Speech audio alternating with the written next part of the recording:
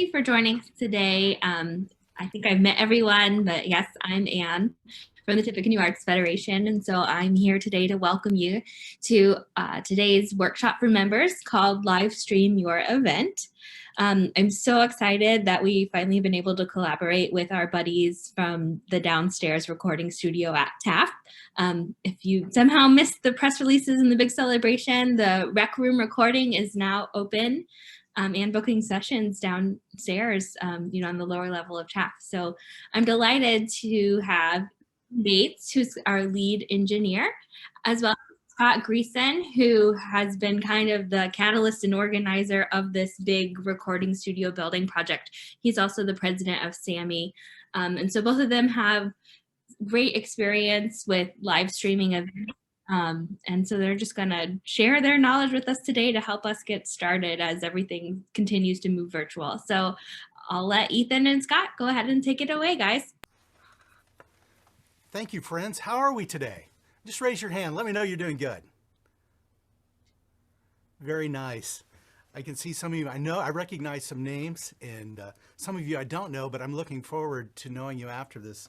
I'll tell you just a little bit about SAMI and Rec Room first as we're getting started. SAMI is the Songwriters Association of Mid-North Indiana. We'll be 30 years old in next year, in 2022. And we do a lot of different things in the community, but the main focus is helping songwriters become all they can be.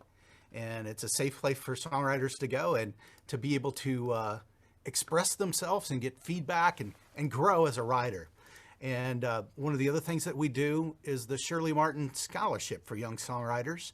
And that is a scholarship for which we give away every year. We just gave away our 20th year of the Shirley Martin Scholarship, and to a young songwriter who has now gone on to do some great things. It was shocking to me.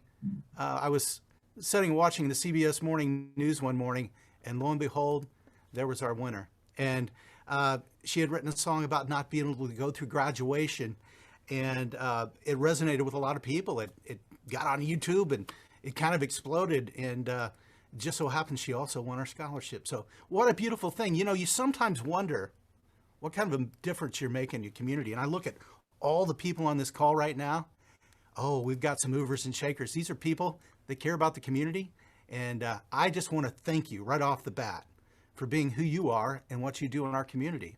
And so, Rec Room, how did this happen? Well, really, a lot of the kids, one of the things they would always write is, man, I need a place to record. I need a place to learn. And the name kind of says it all. We applied for a grant, but the whole idea behind it is R is for recording, E is for education, and C is for community and collaboration. And that's what we're about. We're collaborating today. And I'm blessed today to have Ethan Bates with me, who helped in the design. Ethan is a professional sound engineer, a degreed sound engineer, has a couple degrees from Purdue, and an IU degree, of which we won't talk about. But he is a lovely person to work with, and he's an encourager. And so I love that. And our team is comprised of encouragers. And so streaming. Let's talk about streaming just a little bit. I remember being a kid riding a bike and trying to learn how to ride a bike.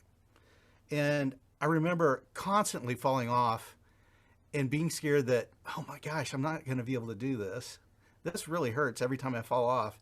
But then I would see my friends whizzing by on their bicycles, and I was like, oh my gosh, I'm getting passed by here. And I remember forcing myself to get back on the bike and say, you know what? It may not be pretty, but I'm going to make it happen. And I found myself earlier this year, kind of that situation. I serve in a church. I play music at a church.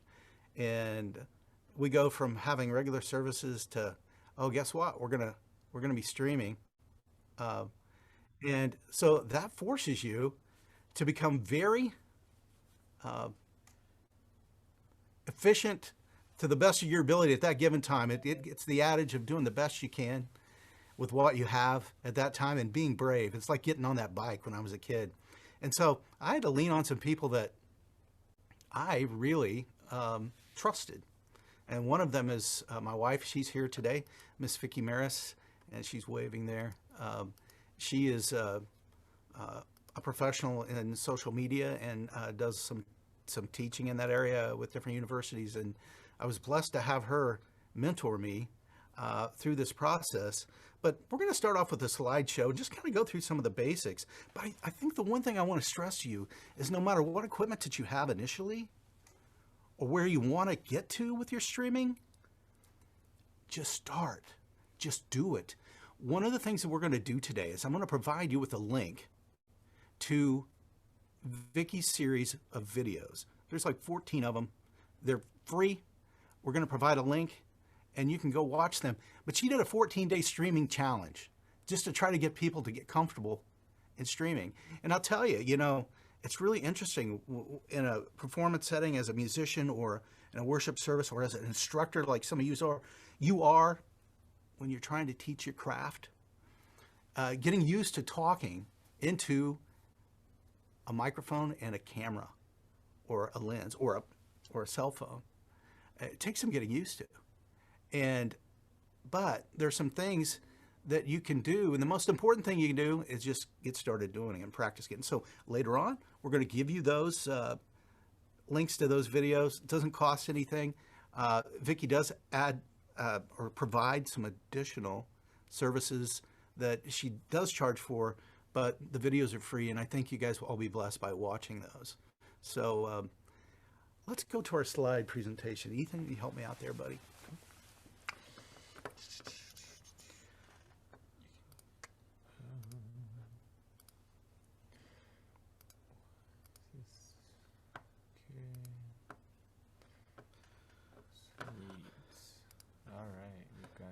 So share screen, share. Thank you. Can we all see the slides? All right, very good. We're calling today's presentation live stream webinar of Streaming Essentials. Ethan Bates, myself, and Vicki Maris Greason. And we just want to start off with talking about some of the basics. I think one of the first things that we need to think about is what is your purpose? What are you trying to achieve with your stream? Because that has some impact on how you approach the stream. Example, are you trying to teach? Are you just wanting to show a broadcast of your church service or if you're a musician and you want to share that? Who's your audience? Do you have a defined audience of a small group of people that you're trying to reach? Or do you want to blast it out there and get as many people as possible to join you? What's your platform? Meaning, did you know, probably the most common, when you hear streaming, you probably think right away about Facebook. But did you know that you can also use other formats? And some of those formats are such as Instagram, YouTube, Twitter, Twitch, Vimeo. All of those are formats that you can actually live stream on. And some of them may be better for you than Facebook. I've heard people say, in one instance, a church that we had provided some music for, because when I say provided some music for early on, what had happened was a lot of folks were so uncomfortable with actually doing the live stream that what they would do would be to go in and they would record ahead of time and they would then broadcast like it was live. And that's a totally real thing to do and a good thing to do. If you're not comfortable in broadcasting it live, you can come up with a video, and in Facebook, I believe they call it Premiere, and you schedule that, and it's a more controlled environment, but it blasts out there like it's a live video, and you can still make comments back and forth, so it makes it really cool, but it also maybe takes some pressure off you if you're concerned. But I want to stress to you that when you're doing these live things, the objective is not to be perfect. You want it to be as good as you possibly can, but knowing that going into it that there's going to be some mistakes sometime, and it just happens. It's like live TV. But you're trying to minimize those, obviously, but don't let the fear of that occurring keep you from doing it, right? I'm going to give you an example. Last Sunday, I was in the middle of my church service, and I see Denise Wilson on here, and she can probably relate to this. I was in the middle of a church service. Denise, I crashed a song.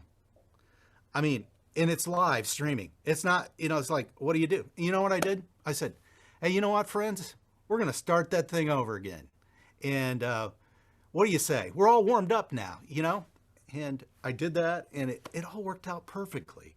One of the other things that Vicki and I learned early on is we watched people try to emulate exactly what they had done before in their church or their teaching experience to try to make it look exactly the same as it was when it was live. And what we found is that that's really not what people necessarily want. What I found to be most effective, and I'll give you an example. The little church that we do a live broadcast for would normally have 80 to 100 people in there on Sunday morning. And that's the contemporary service that I lead was 40 or 50. It's in a small town. Do you know on a regular basis now our streams we've reached as many as 1,200 people on a Sunday morning. So the possibilities of what you're doing streaming are astronomical. But people aren't looking for perfection. They love that personal touch. One of the first things we did after the first week is we brought the cameras in to see more faces and expressions and to be able to hear clearly. And it takes a while to refine all this. But it was very, very effective. And I am just encouraging of you to think that, especially right now, people like the personal element of it. You don't necessarily have to try to re-emulate what you've always done. Think about a personal contact and what you're doing. Go ahead and go to the next slide for me. Cool. When you're just starting out, we're going to change gears here for just a second and talk about equipment.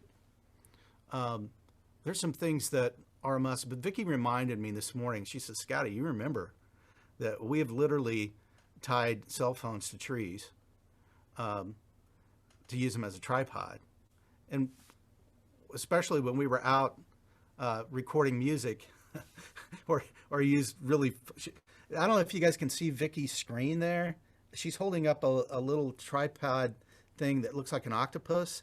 We literally would wrap that around a tree, go into the woods and record these songs that we would later send to a church that would incorporate them into their broadcast that they were going to stream later.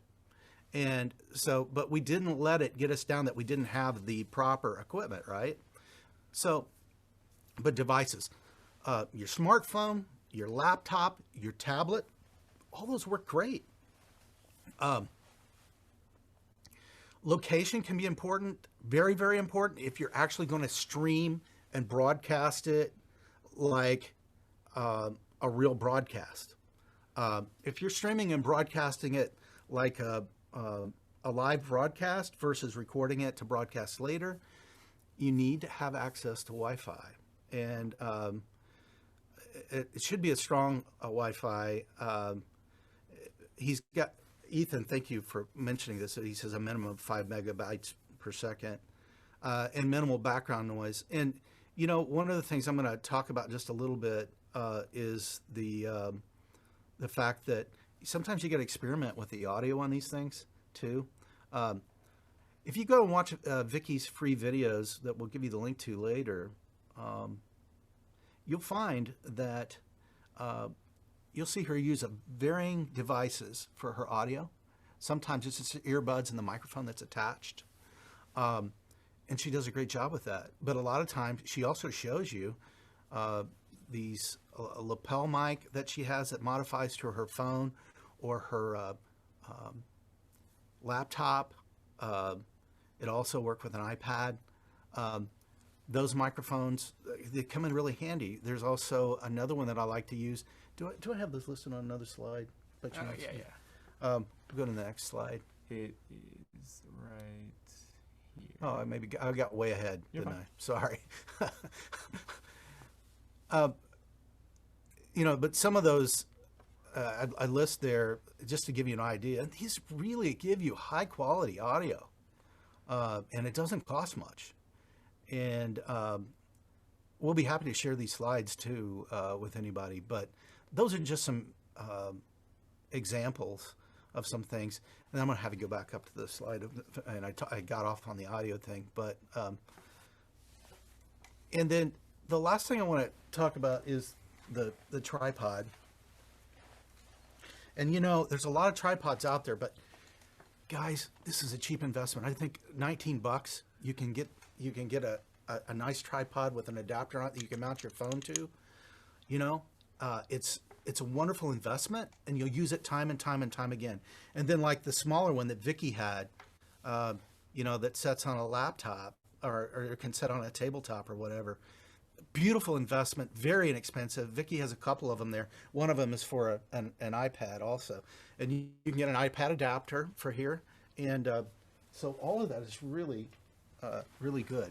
And then the ring light, and we're using our ring light right now in the background, but it's just a circular light. And the supplemental lighting is something that gets overlooked a lot when we're doing these simple streams. And it doesn't cost much, like $40, $50. Can you go to my next slide?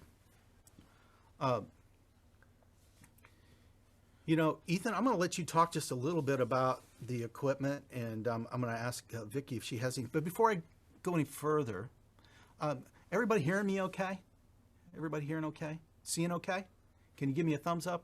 I see some of you. Very good. Very good. All right. Ethan, would you go ahead and please talk a little bit about that for me, please? Cool. Thanks a lot, Scott. So when Scott was talking about, the just getting started, right? A lot of you already are using some of the bare essentials, right? You're on your laptop, your phone, you're conferencing in, right? That is something that is the bare minimum to get started with streaming. So these next few things we're going to talk about is kind of like stepping up the game, getting a little better quality video, better audio, better lighting, which Scott was talking about. So the first big thing is upgrading your camera. So many of you probably have a laptop or a phone, and they are great and they work well for getting started and kind of putting yourself out there. Some of the cameras that we've used in some of our more professional live streams is called the Panasonic G7, which is one of the top rated YouTuber cameras, also live stream. So we actually have one right here. And a lot of the cool things about it is, let me add this person, is that you're able to now set your focus. You're able to have an actual monitor screen where you can flip it out, which is kind of cool, which you can kind of see right here. So you got the lens pointing and you've got this flip screen, which is kind of fun. So you can actually monitor yourself. And then I kind of put this in, this is more of like an advanced term, but like HDMI clean out. If any of you have used a DSLR camera or a video camera, there will be settings on the screen and you don't want those to show up. So you want that to be like an HDMI clean out. So you want a clean feed out to your live stream. So you have your camera, which is the first thing. The second thing you need is your video capture card, which we actually had one around here. Scott, it might be in that bag. It's the Elgato guy. There you go. Okay, sweet. So it's this little device, and you guys should be able to kind of see. So you've got HDMI and USB. So I also listed kind of like what I would consider like a good one that's a little less expensive. This one was about $300. The one that I'm listing is about $100. And the idea is, right, you have this visual component and it needs to be converted down to your computer. Right, so you can't just plug this camera into your computer. You have to have a converter, and that's called like a video capture card. And so these are both things, right? These are more advanced setups, but this gives you a cleaner picture. You're able to adjust settings for your lighting and your focus, your depth of field, things like that, where you can improve on and take up your live streaming to the next level. Other options are also, I listed this Panasonic HC-V770. It's basically a camcorder. So, you know, if any of you guys have used a video camera, it's the same idea. You send out the video into your computer using a capture card, and these are just ways to kind of step up your game. And also in these usages, these are more for maybe not so much teaching. It would still be great for teaching, but this is where you're possibly streaming an event, or you're, you know, streaming possibly a concert and things like that. You're trying to kind of upgrade the visual. And in some cases, right, with this equipment, right, we actually charge ticketed events. So we're monetizing our live stream now because we have taken up the standard of quality a little higher and are now able to charge money for someone to, for instance, we've been doing a lot of classical music concerts and are able to charge for ticketing. And I can show you an example later, but in our setup, we have lots of cameras, switchers, different things, lighting, and able to take it to kind of the next level. This is just kind of a picture in general to kind of show you that it's, you know, it's very simple. You have your tripod, and then you have your camera, and then it's just plugging into your computer. So once again, right, the basics of just having your webcam or your phone, and then this is kind of taking it up a level. And like Scott talked about, and we had in our slides, you know, at the beginning, what your purpose for your live stream, who your audience is, things like that, kind of dictate some in what equipment you'll use. So if you're selling tickets and things like that and you're wanting to really amp up the game, then you're going to want to use some better equipment. If you're, you know, just having like a live stream to quickly talk about a product that you're coming out with, you know, your phone is probably fully functional to do that.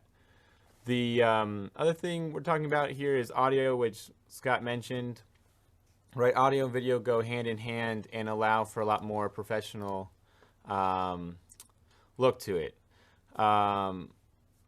Looks like we have, okay, so moving that out. And then we talked about a ring light, and then there's another thing here called like softbox lighting.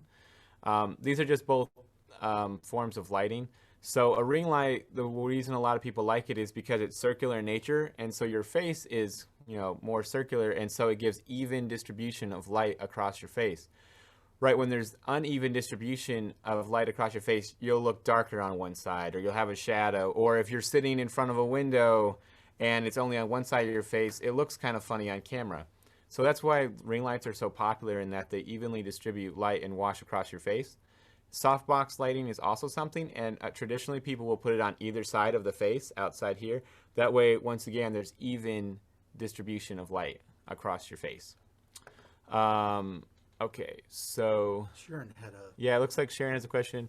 What is the most likely cause of video/audio mismatch, and is that more likely an upload or download issue? So Sharon, that can be latency possibly in your audio device.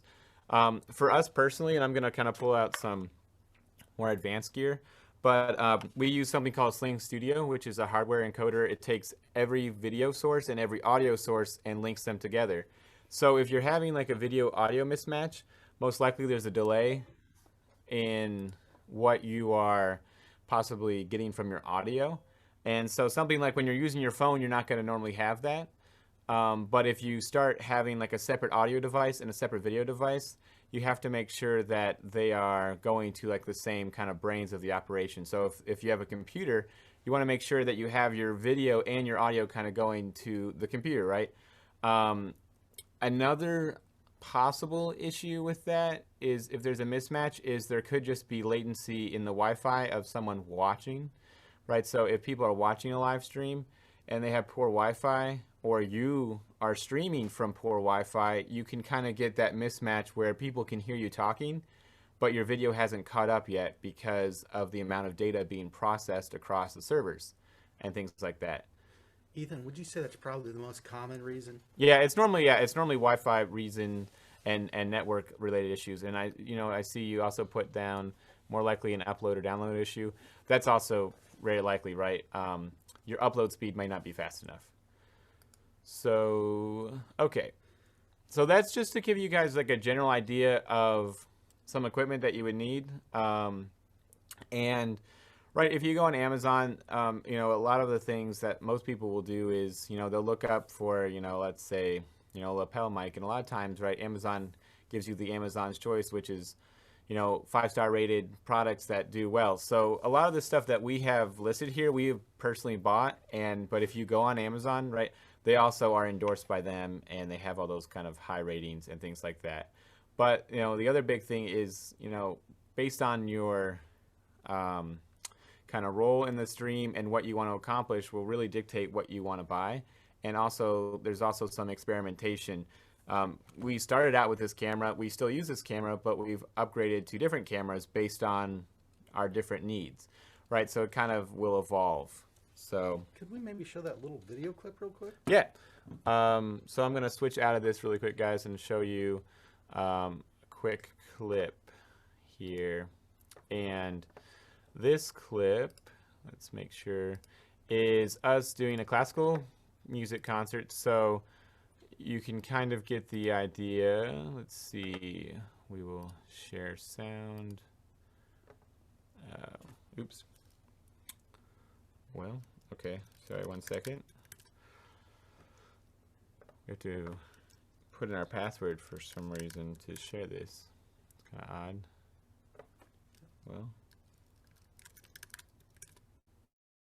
Cool. All right. So here we are.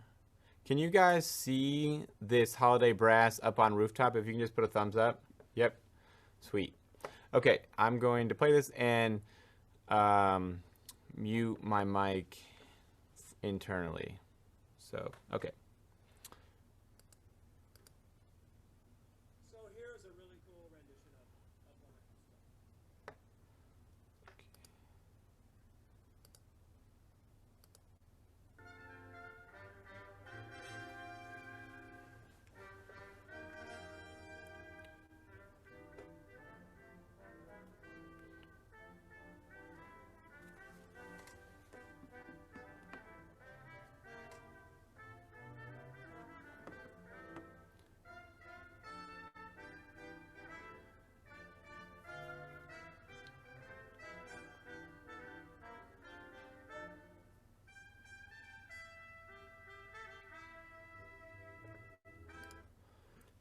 So that's just to give you guys, you know, a quick idea of, right, that's a concert, and we're looking at, you know, a different different camera angles and things like that. That was one of the kind of the first things we had tried out with the Tippecanoe Chamber Music Society, and it was a lot of fun.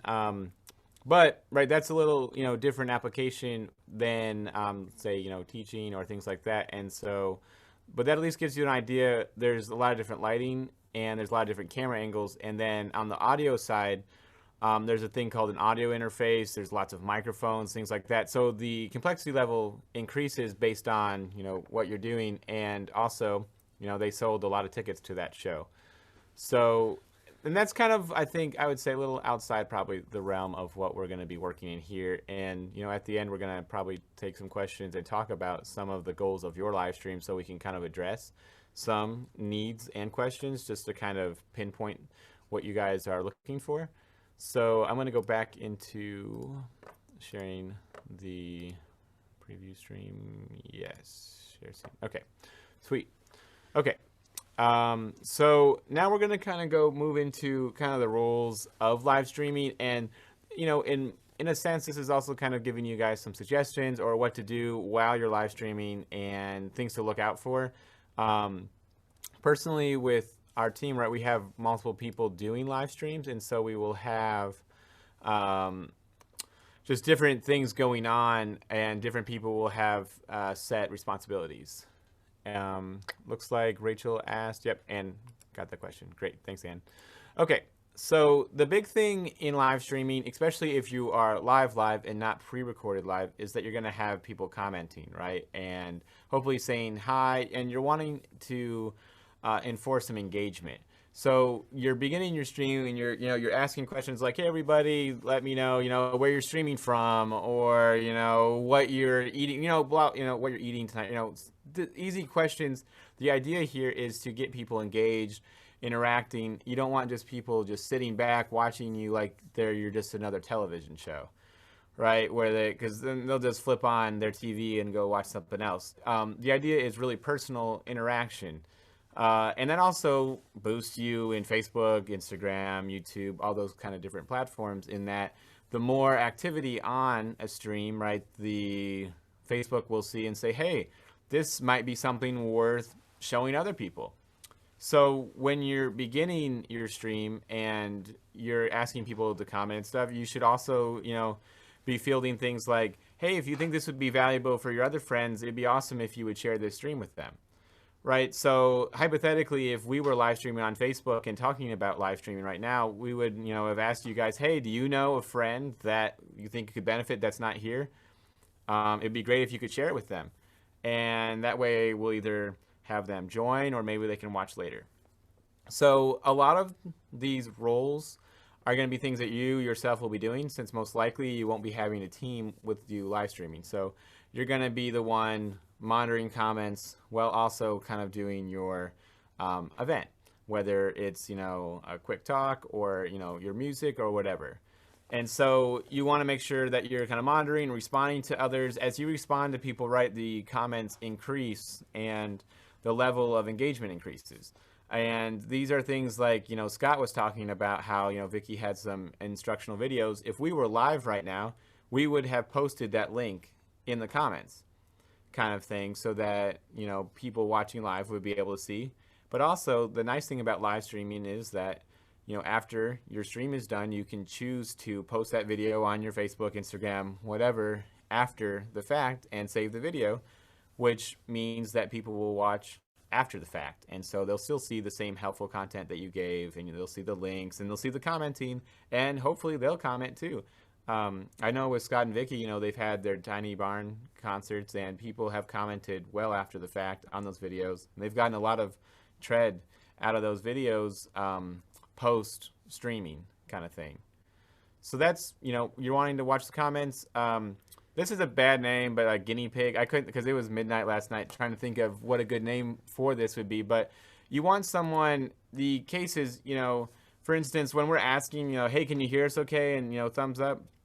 In your stream, you kind of want someone in your corner that can text you right away and say, hey, your dog is peeing in the background. You need to move your dog. Or, hey, your kid's really loud. I can't hear anything. That's my daughter's on that. Scott's dancing. Yeah, Scott's dancing in the background. You guys should change venues. So you want to be able to ask someone right away, how does the stream sound? Can you even hear me? Is my video, am I left-handed in this video when I'm really supposed to be right-handed? And then you also have, if you have some friends, you can ask them right away to share the stream, right? So that there's more and more people seeing what you're doing, and it kind of enables you to be able to gain some traction there. See if Vicky has any comments at this point, maybe. Yeah. Let me, this is the last one, then we'll kind of go there. The last thing, and this is kind of separate, but this is something that for more professional streams, is that you'll have a production director, which kind of organizes the different camera shots. They'll handle different live video versus pre-recorded video, and then they're kind of handling the different stream locations. This is kind of more for an advanced setup, which is probably not applicable here today, but I wanted to include it. So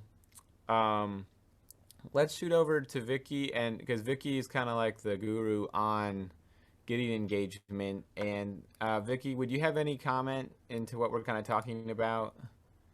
Let me see if I can find. There you are. Yes. All right. Thumbs up if you can hear me okay. All right. Wonderful. So I'm demonstrating a few things that I just wanted to offer up here. Thanks, Ethan, for the transfer over here. You've listed some really great things that we should all be paying attention to as we're live streaming. So one of the things I'm showing you right now is I'm standing while I'm teaching. I've lots of different ways you can set that up, but it makes all the difference in the world in how much energy you bring to what you're sharing. So whether you're playing music, whether you're teaching somebody something about art, or you're teaching them about live streaming, to be on your feet as if you were in the classroom is helpful. It's fine to also sit, or you can shake things up a bit. Scott and I invested this spring in a desk that's a adjustable height desk so that I could more easily move things around for live streaming. But I've done it a lot of other ways too before we had that desk. Another thing you can do, great thing, is making eye contact with people who are on the other side of your live stream. So this is really tricky, especially if you're designing something, if you're creating art, if you're playing music. But if you are teaching, look into that lens of your camera. And if you do need to then go demonstrate something, just let people know. Say, I'm going to take a minute where I'm going to be away from the camera lens because I want to show you how to lift up this coffee cup and take a drink. So I'm not going to be connecting with you when I go do those things.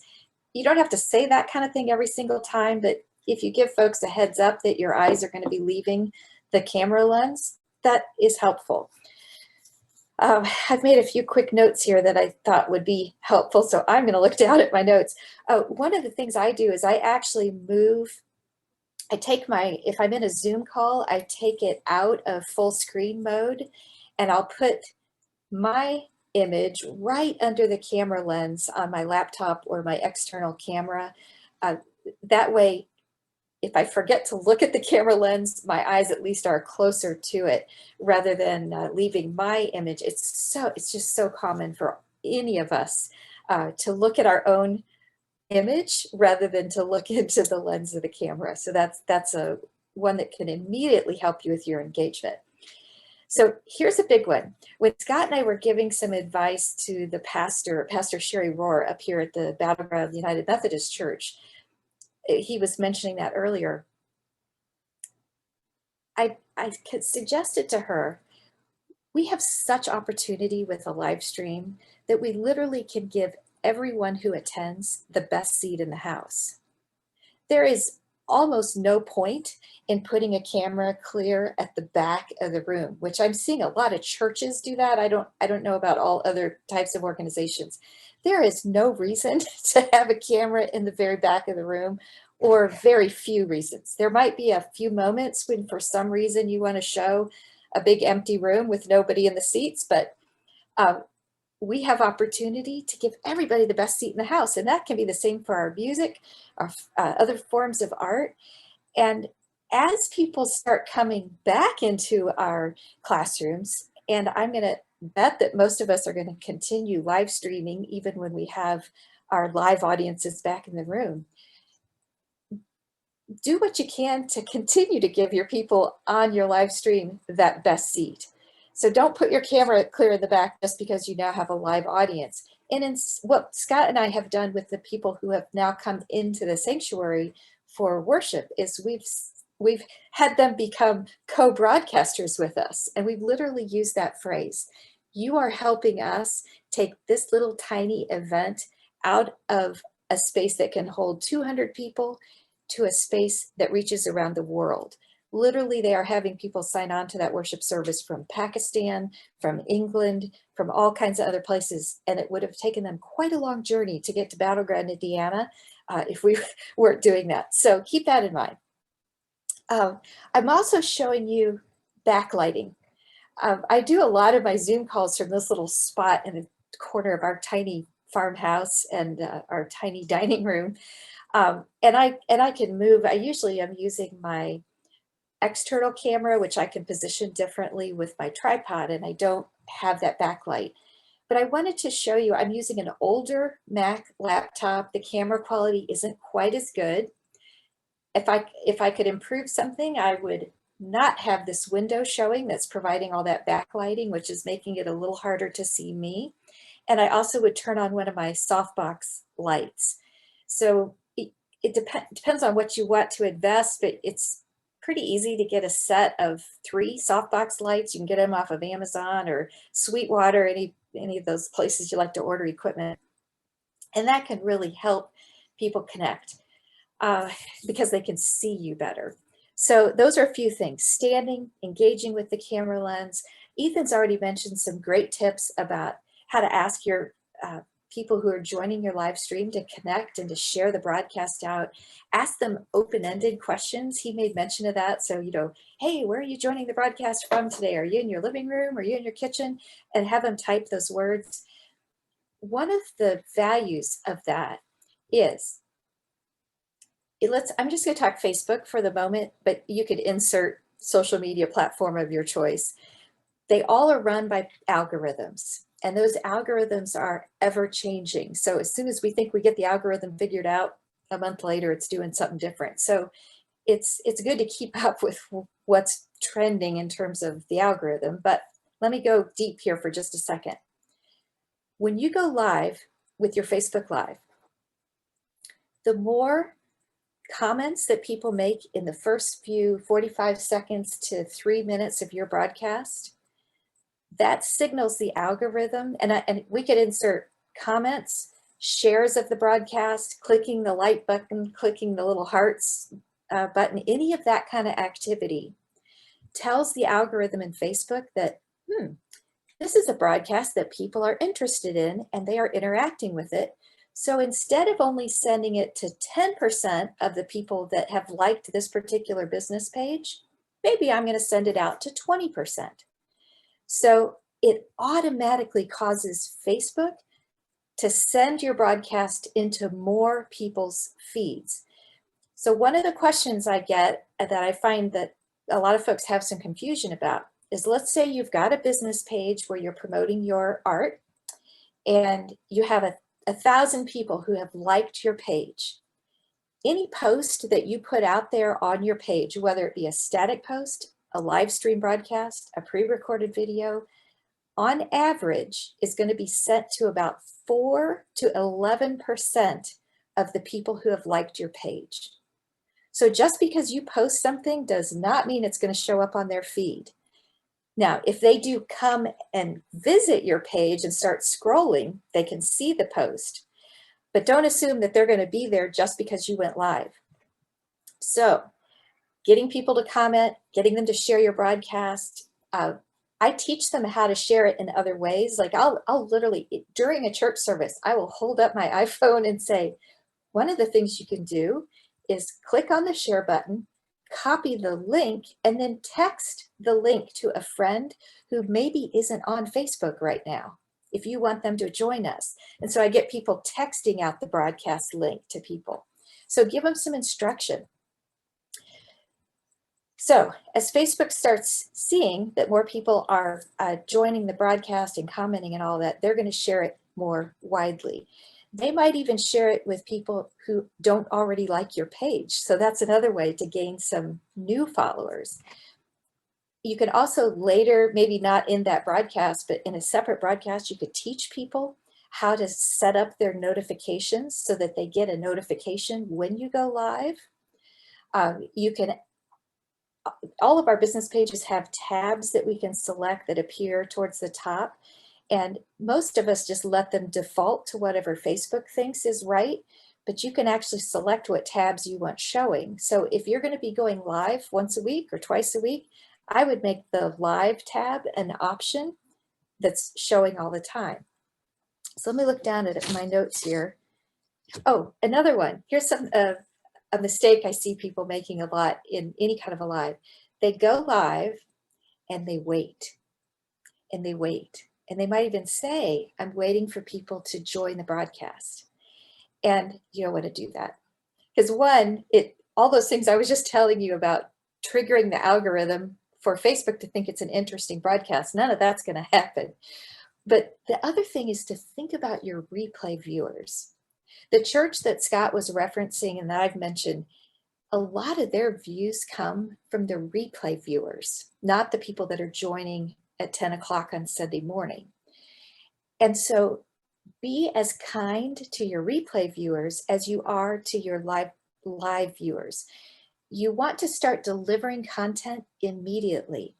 And I started live streaming back in 2015 when Meerkat was a thing, and then Periscope was a thing, and then all the other social media platforms started adding it. But one of the things I learned through that process is even if nobody ever joins your live broadcast, teach or present as if you've got whatever is a normal audience for you. If you might normally have 20, teach as if there are 20 in the room. If you might normally have 1,500, teach as if all 1,500 are there.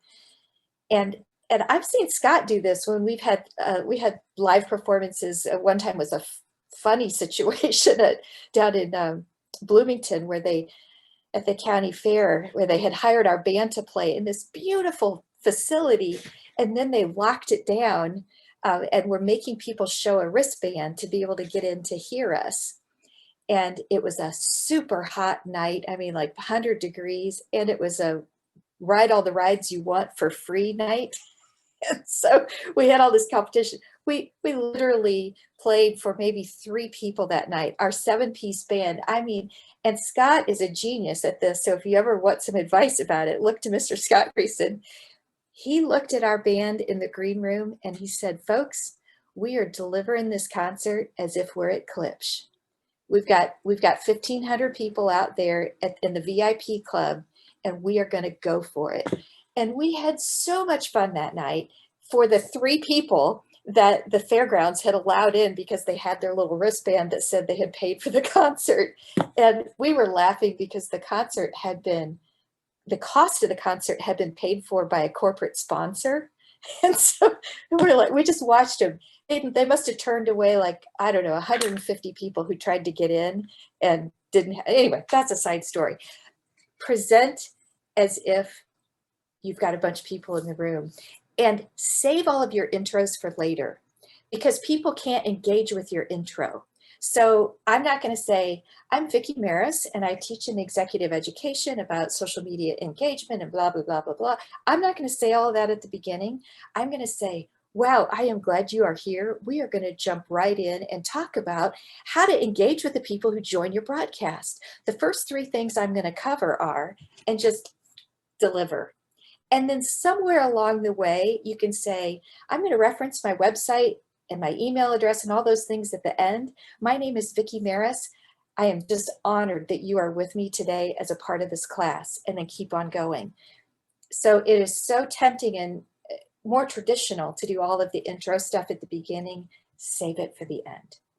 So the last thing I'm going to say, and then we can go back to questions or whatever, guys, you have planned, is think of your video, your live stream, as your first part of your content that you will be able to repurpose in many different ways. So you've got a video that you're now going to be able to download. You can take pieces of your live stream, and maybe you just want to take like a 5-minute section and create a mini video and put that out on your YouTube channel, or embed it in your website. Maybe you have a 60-second portion that you'd want to use as an email signature video. There's all kinds of different ways that you can repurpose your video content. Scott and I will sometimes strip the audio content out and use audio from our video. Just a zillion different ways to repurpose your video content that you use when you've been live streaming. So I'll stop with that. If anybody has questions, I'm happy to respond. Just to emphasize something, Vicki did put in there the link to the videos that she's offering for free. Go out and look at them at your leisure. There's some really good stuff there, and she really puts you at ease. I even go out and watch them, and I live with her. You know what I'm saying? So there you go. Eric had a question. Yes. I'm going to read it. Sorry. Okay. Eric Lynn, my pal, says, do you feel like there are situations where live stream is not a good format to engage with your audience? I think I wrote it, and then I kind of want to explain a little bit more. So I guess, so for my organization, which is Wabash Center, we don't have a lot of like performances, but we have a lot of like interactive events.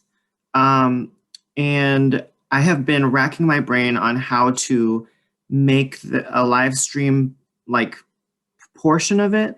But I I just, either I'm not creative that way or I'm not exactly sure, but maybe, I guess I'm wondering if maybe it's not possible for my organization. And I guess that's what I'm kind of asking experts.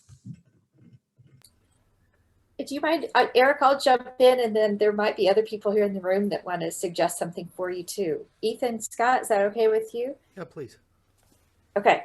The thing that came to my mind immediately when you started asking your question was, and this is based on something that Scott and I, the band, do, so you can kind of morph it to fit your situation if it feels like a fit.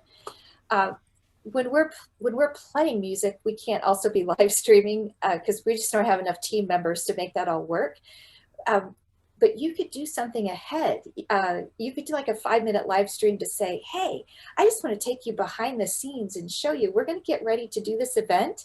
And the event serves this purpose, and my role in it is this, and the way you could help is that, or, you know, whatever it is that fits the event. Scott and I have done that where, like when we're sound checking, here's where I've broken away from what we were saying about using tripods. I literally was just holding my phone. I did have a mic plugged into it. And I said, hey, let's go talk to our drummer. I want to show you what he does when he's tuning the drum kit. I have no idea how to do this, but I bet I can get him to tell you some tips about it while he's setting up and the other guys are sound checking. We had way more visits and engagement on that silly little 7-minute watch Stan tune the drum kit video than we have had on some of our other more planned, structured live events. So maybe there's something like that that you could try that would, you know, give you something interesting to have on your Facebook feed that would invite people to whatever it is you need them to do. Help out, you know. Anybody else have ideas? I think Abby has a question, Vicki, or a comment. I do have a question. So I was jumping on this because last fall I had to attempt to live stream for the first time ever a dance recital. And of course I'm like, you know, afraid of people being really mean to my kids that, you know, aren't always the greatest of dancers. How do you handle, or how do you recommend? I want the engagement and I want the interactions, but I don't want somebody just coming on there and slamming you know, a 7-year-old doing her absolute best and literally doing a, you know, 1.5-minute routine in 30 seconds. And so like when I live streamed it, like all comments were shut off because I don't want somebody coming back and just being mean just to be mean. How do you recommend handling those kinds of interactions? So I think, Abby, what I'm hearing is like you could possibly do a private stream. If this is a dance recital, you know, you could just invite the parents of the dance recital and send them the link. So you can do that on Facebook or YouTube. You can limit who, like we've done a private stream for an organization that only wanted paying members that did dues to be a part of it. So for your case, yeah, I would probably suggest a private stream, especially with when you're streaming like children and things like that. There can be some things that are kind of wacky that happen on live stream that it may be in your best interest to do a private stream. And then in your email or text, you can just say, you know, hey, if you have extended family that want to be a part of the private stream, they have to use this link. Otherwise, they're not going to be on this, right? That way you guys are all safe. And then you can have comments on because it's all family. And Okay. if someone did share the stream with a potentially bad example or bad role model, well, you know, that's something you would have to address with, you know, those people. But that ideally filters out a lot of those people. Okay. Yeah. I do something kind of similar, Ethan, with when I have the llama kids that take lessons out here at our farm. I get a release form signed ahead of time by parents before I involve any kids in any live streams. I also never refer to full names. I'll only call them by a first name. And so a couple of other things you could do. Eric, I feel like we should touch base back with you. Were those two things helpful? Yes, very much. Thank you very much. Denise had a question. Cool. Yeah, Denise. Is she still on? Yep, she's still Okay. on. Hi, Denise. Sorry, didn't see you there. Oh, let me ask you to unmute really quick. Let's see. I sent it. There Got we it. go. Okay. This may be too complicated an answer just here, but I didn't realize that you could, especially when you do a live stream on Facebook or maybe anywhere, that you could, just set a parameter for who it is that you want to be able to see it. And, or maybe that's like you would, like when you're posting anything else on Facebook, I don't know. But how is it that you get a link ahead of time prior to the live stream so that you can send it to those who you want to see it? So that's like scheduling a live event, Denise. And so like any event, like on Facebook, right, you would schedule an event. In this case, you would go to, going live, and you would be scheduling an event in the future kind of thing. That way you can get a link to that. And I've done that a lot with more of a premium service called Vimeo. I'm sure Vicky and Scott probably can speak more to the Facebook side, because for me, the reason why I use private links is because I have a lot of people paying to be a part of that. I know, Vicky, can you speak a little bit more to that? Denise, it probably would be a second topic because it does get a little bit more technical. Sure. But if you go in just on a high level, there is a way to go into the Facebook Live Producer, which is a feature that we have. You have to have a business page. You can't do this from a personal profile. We probably should have said that if it wasn't said earlier, that all of this should be happening from your business page or your organization page. It is fine to do a Facebook Live from your personal profile, but if you're, wanting to grow your audience, you need to, and you can only advertise a post from a business page. So there is a way to go in there and grab the front end of the link for your, like every time you go live, it's always going to have this particular set of characters in the URL. And there is a way to capture that and provide it to people. So where you would find that, and the way I learned about that, because I didn't know and I was curious, as I think I found a YouTube video. I typed something like, how to find the direct link for a Facebook Live.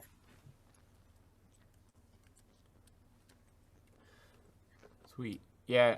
Yeah, I agree, Vicky. There is and a lot of this in the live streaming backend. It can be a little more technical, which I know Vicky, Scott, and I all have experience doing that, and would probably love to get on another call, in the future about that, because there are a lot of different settings that you can use. For today, we were trying to get, just the kind of wading in the water a little bit, kind of putting your foot in. But yeah, so does anyone else have any questions? We'd love to answer them. We've got plenty of time. These are all great questions that you guys are referring to, by the way. So yeah, if you have a question, just either raise your hand or you can unmute your mic and just ask too. Kind of thing. I'm sorry, I have another question. Oh, you're good. This one has to do with, and maybe this is not the right webinar for it, but are there is there a checklist of things that we have to make sure that are done before a live stream? Like, for example, making sure my music is not copyrighted, or I know there's the equipment side of it, but just I don't always know, I'm always afraid that if I post something, it'll get taken down, or a whole account will be flagged or something like that for inappropriateness. Yeah. So in that case, Scott and Vicky are kind of talking a lot about churches and stuff. So churches deal a lot with that, in that, the worship team is almost like a cover band, right? They're playing other songs that were not written by them a lot of times. And in that case, many churches have different licensing in the form like CCLI and things like that. But I still think it's a gray area with Facebook and YouTube. There are such a massive amount of people live streaming their church services or events that it is rare to get a strike, quote unquote. But Facebook does, I think they have a 3 strikeout program just like YouTube. So, you know, what I've advised many people is, you know, continue to do what you're doing, and if you get a strike, then you automatically know right away you have, you know, 3 strikes, right? If you get a strike playing music that is possibly copyrighted just like everyone else is, then you know right away that, okay, you know, it looks like I can't do that, essentially. And along those lines is early on in this process, when the pandemic hit, I reached out to an entertainment attorney friend of mine who I go to all the time for questions like this. Basically what he told me, and he referred me to an article. One thing that people don't realize is that some of the publishing companies that hold this music, they have made arrangements with, now signed agreements with YouTube and with Facebook to allow their music to be used. Now you may or may not know it. You may not know it until it gets pulled, right? But I'll tell you a funny story. You know, I have an instrumental album out that's just acoustic guitar with Kevin Ludwig, and I have used my own music as background, and somehow on one of them, I got tagged for using my own music that I own. And it's because my personal publishing company didn't have an agreement with, but that's the only example I can give you that actually happened. And it's funny because it was my own tune. It wasn't funny, actually. I loved the video, and the background music was perfect for it. But I think I would take that premise, try it until you get somebody say, hey, you know, because they're not gonna arrest you or put you in jail right away. They're gonna ask you to cease and desist. And so I would say go forth boldly, and if there's a problem, somebody's gonna let you know. And if you ever need any original music for anything, give me a call. There's some people on this phone call that help you out too. I'm looking at a few of them. So there you go. Okay. Cool, no problem. And Eric, just another comment on, a lot of times it's, you know, those publishers are wanting to monetize the video. So like on YouTube, there's content ID and things, and they're looking for, you know, if you're using the song, and then who gets the royalties and things like that. And so in many cases, you just won't be able to monetize that video, which is probably fine because you're talking about pennies. Unless you're a viral sensation and you got millions and millions of views on that video, and in that case, then they're definitely going to, you know, take the rights to that. So I wouldn't stress too much about it. Like Scott said, it's really rare, and we worked with a lot of different churches and organizations, and I haven't heard of anyone even getting a strike because of that. So yeah, great question though, Eric. Yeah. Anybody else have any questions? We'd love to answer them. If not, we're obviously going to send the presentation out and stuff to. I would just like to add something, Ethan, and that is to go ahead and be bold and try. This isn't related to the music, but try doing your live stream. There's no reason why you can't do one and delete it, and do 50 of them and delete them. Just Scott and I will often do that when we're getting ready to do one of our tiny farmhouse concerts. We'll do a 1-song concert to make sure that people can hear the sound okay, and whatever else we want to check. When we've worked with Ethan and the team at Rec Room, we've done a concert at the Art Museum. We did the same kind of thing where we did a 1-song concert to make sure everything was working right before we went live for the hour-long show. So don't hesitate to give it a whirl, and that's how you learn, is by trying it out. You know, Vicki, you mentioned the Art Museum, and they're on today. And I will say, if you want to see a beautiful representation of a premiere live stream, go to their Christmas concert that they did this year, or their holiday concert. If you go to that, they did a great job, and hats off to them. Denise, did you have another question? I just wanted to ask, let me get my hand down here. I wanted to ask, you mentioned that when you do something on Facebook or YouTube and do a live stream, and then you can choose whether you want it to remain there or that it's just gone after the live stream is done. is there a default where one of those things will happen and then you have to act to make it the other one, make it the other way? I mean, if I do a live, say, let's just say Facebook, and tell me if it's different on YouTube, but if I do a live stream on Facebook, do I have to do something purposefully to make sure, post it on my page or whatever, or is the default that it will still be there until I take it down? Vicki, you want to answer that? Facebook will give you the choice about whether or not you want to post the live stream. So that's the language that they use. I'd have to go check that to answer the question for YouTube, but if we just talk Facebook for a moment. One thing I have noticed though, Denise, is that a couple times when Scott and I have been doing a live and we lost, like it was outside and cold and our phone battery went dead.